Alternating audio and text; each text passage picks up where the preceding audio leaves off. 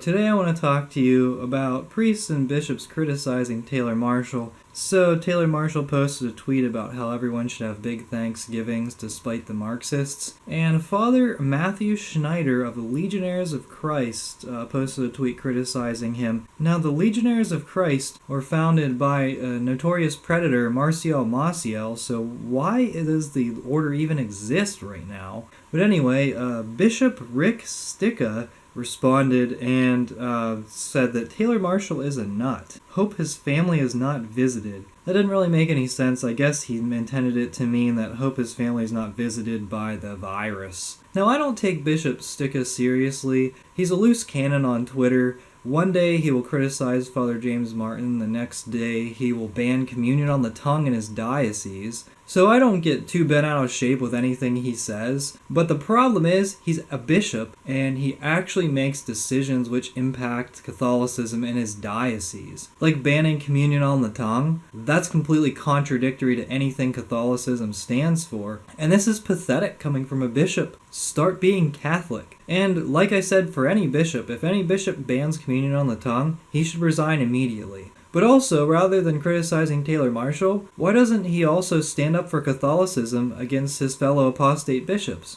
Several of them openly supported Joe Biden, who supports abortion.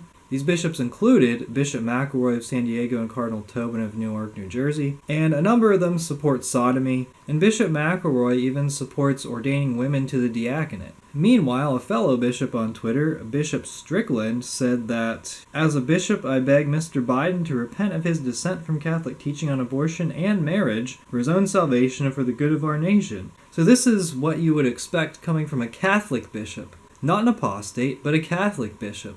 And Bishop Strickland has proven time and time again that he's going to stand up for the Catholic faith. Meanwhile, all these other bishops sit around and, we need to talk about, how we sympathize with the lay people because we canceled our masses. But at the end of the day, no one cares about your excuses. What have you done? And right now they've banned masses from the laity and they're criticizing people like Taylor Marshall instead of criticizing these apostate bishops who support corruption. If half of the USCCB resigned, it wouldn't be enough. We want Catholic bishops.